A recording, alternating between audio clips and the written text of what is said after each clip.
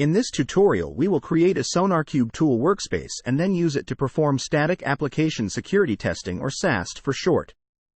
First, let's create the SonarQube tool workspace using our workspace template repository.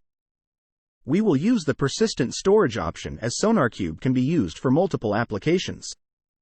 On its first start, the SonarQube engine needs to initialize its data, and for that reason, the start of this workspace takes a little bit longer. Let's log into the SonarQube workspace using a username and password we provided when the workspace was created.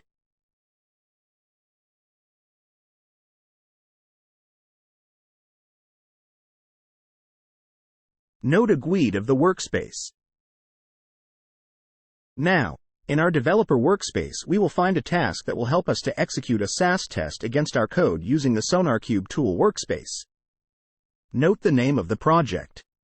We will use the previously noted GUID of our SonarQube workspace.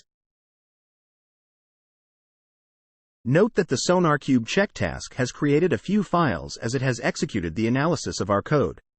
Now we can go back into the SonarQube workspace and check the result of the scan.